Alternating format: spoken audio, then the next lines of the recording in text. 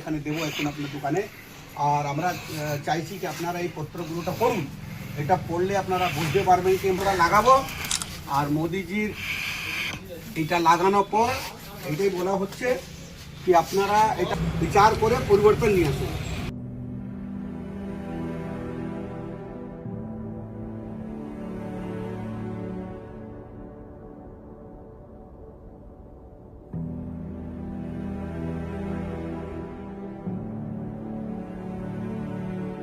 কেউ জড়িয়ে ধরছেন, কেউ হাত মেলাচ্ছেন, কেউ তার মনের ক্ষোভ তুলে ধরছেন, কেউ বা বলছেন সরকার বদলালে হয়তো আমার পরিস্থিতিটা একটু হলেও বদলায়।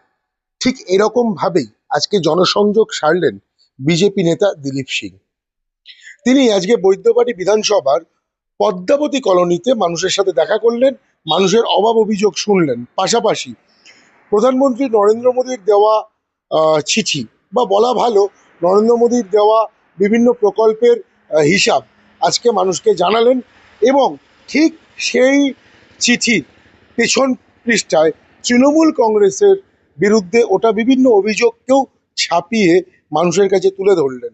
মানুষকে বোঝাতে চাইলেন যে বেশ কিছু প্রকল্প যেগুলো কেন্দ্রীয় সরকার দিয়ে রেখেছে বাংলার জন্য, কিন্তু বাংলার এখনকার সরকার সেগুলো নাকি মানুষের কাছে পৌঁছতে দিচ্ছেন না। সত্য বা মিথ্যের এই যে হিসাব, সেই হিসাব হয়তো প্রস্ফুটিত হবে 2026-এর বিধানসভা ভোটে, কিন্তু তার আগে পদ্মফুল প্রস্ফুটিত করার প্রচণ্ড স্বপ্ন দেখে প্রতিটা ঘরে ঘরে স্বপ্ন দেখালেন দিলীপ সিং এবং তার কার্যকর্তারা। দেখব তার সাথে এই পদ্মাবতী কলোনি ঘুরে, পাশাপাশি দেখব তার সাথে মানুষের জনসংযোগ কতটা কার্যকরী হচ্ছে। তাই হয়েছে এবার, সেই জন্য আমরা চাই বাংলার চাকরি চাই, বাংলার উন্নয়ন চাই, বাংলার শিল্পায়ন চাই, তার জন্য পরিবর্তন আসবো, বারে বারে আসবো। উনি কিছু সুবিধা পায় না, আমি এই লক্ষ্মী ভান্ডারে 1000 টাকা করে পাই বয়স্ক ভাতা বলে। লক্ষ্মী ভান্ডারে তো টাকা আরো বেড়ে গেল, এবার থেকে আরো 500 করে পাবেন, বাড়ির বেকার ছেলে মেয়েরাও টাকা পাবে, তাহলে সুবিধা তো বাড়লো। কি সুবিধা পাবে? ছেলে নেই, কিছু সুবিধা নেই। 3টে মেয়ে বিয়ে হয়ে গেছে। রূপশ্রী পেয়েছিলেন? কিচ্ছু পাইনি। নতুন কিছু আসলে নতুন কিছু হয় কিনা তাই দেখার জন্য। কি এক্সপেকটেশন থাকবে? এক্সপেকটেশন চাকরি আর কিছু না, যুব সমাজকে যাতে ল্যাংড়া করে না দেয়, যাতে চাকরি বাকরি হয় তাদের, এই যার যেমন যোগ্যতা তার সেমন চাকরি হোক। আপনি লক্ষ্মী ভান্ডার পান? হ্যাঁ নিশ্চয়ই। লক্ষ্মী ভান্ডারে তো 500 টাকা করে বাড়িয়ে দিলে এবং যুবকদের এই আগামী এক সপ্তাহের মধ্যে থেকেই 1500 টাকা করে ভাতা দেবে, তাহলে বিজেপি তো টাকা দেবে বলছে না, তাহলে সেক্ষেত্রে বিজেপি আশা কেন করছে? আমি চাকরি দিলেই খুশি, আমি তো ভিক্ষা চাই না। এবার তাহলে বলবে আপনি নিচ্ছেন কেন, সরকারি জিনিস ছাড়বো কেন, তাই নিচ্ছে। কিন্তু না পেলে কোনো অসুবিধা নেই, আমার এক ছেলের চাকরি দিন, আমার কিচ্ছু চাই না। ঠিক আছে। সরকারে ওই 1000 করে দিচ্ছে। 1000 করে দিচ্ছে, আর কোনো সুবিধা পান না? আর আমি কোনো সুবিধা পাই না।